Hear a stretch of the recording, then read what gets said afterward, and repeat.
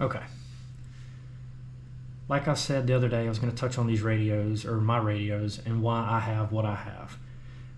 Radio communication is one of the most invaluable skills and pieces of technology that we can have in, any kind of disaster scenario, whether it's local, kind of a hurricane, whether it's regional, whether it's national. There's a million different scenarios that I can give you why radios are important. And if you're checking this video out or following along with what I posted about these radios, you already kind of have an understanding or an idea of why you need to have radio communication. So I'm just going to kind of touch on what I have and why I have what I have. So basically, this is one of the Baofeng UV5Rs. This is actually a ham radio, and we're using it for some TAC medic type stuff that I have going on the side outside of my day-to-day job and normal life. But I also have a bunch of these.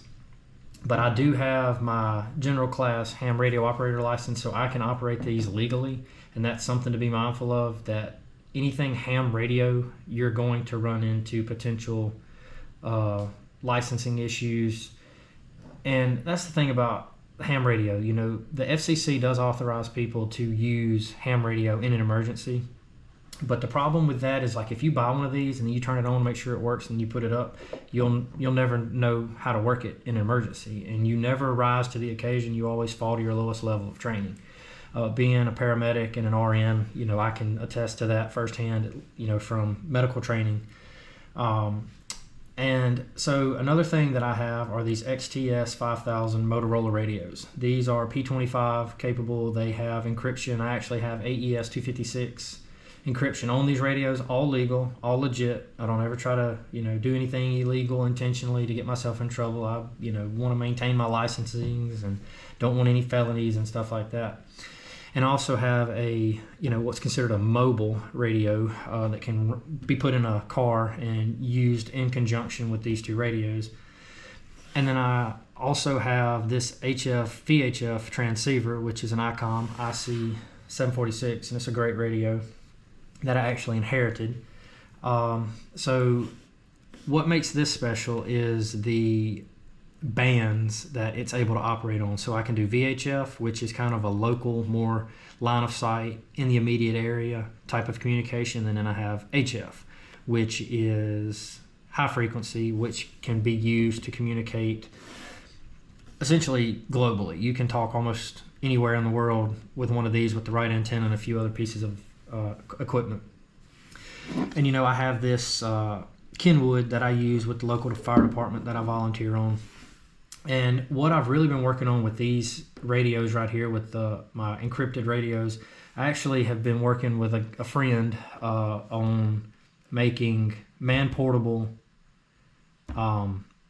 repeaters, basically, that I can elevate in a high spot and increase my range. Basically what I do is put this little system here, which this is a roll-up antenna with a regular one, XTS 5000, and then a programmed simplex repeater, and I elevate that and get it to the high spot in a specific area, and then these two radios may not be able to talk to each other, but it can hit the repeater, and because it can hit the repeater, then it can make it to the next one. And of course I have ways to integrate into my tactical headset that I've got sitting back there, which I wear for team comms anytime we do LARPing and whatnot. And so that's kind of the gist of what I have and why I have it. I can go into much greater detail if anybody wants me to. Just reach out, ask any questions.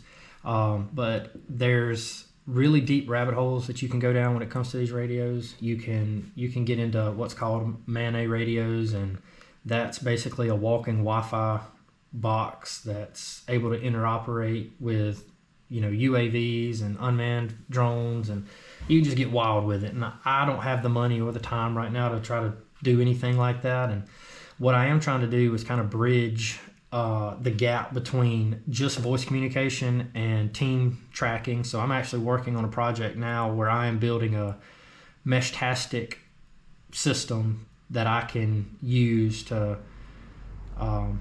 have real-time tracking of my team guys and have voice tracking and voice communication at the same time. So it's an interesting project that I got going on. I've got way too many irons in the fire, but it's fun and it keeps me out of trouble and it keeps me out of my wife's hair and from irritating her all the time.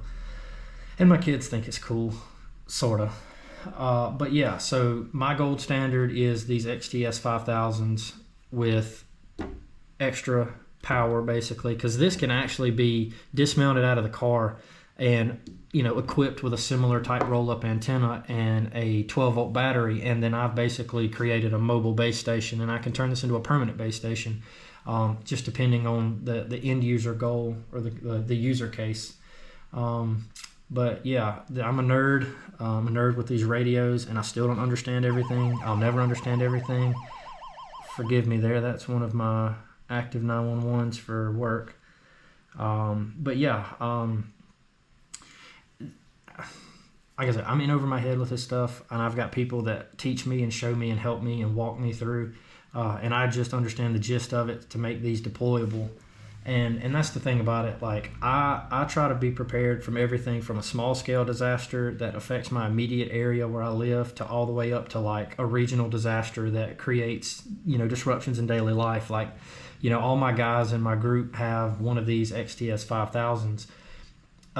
Most everybody's able to communicate just with the handhelds, and I'm currently working on a system now to be able to talk across where all of my guys live on their day-to-day life, so we can communicate. You know, if a grid down scenario happens, we're able to immediately establish communications.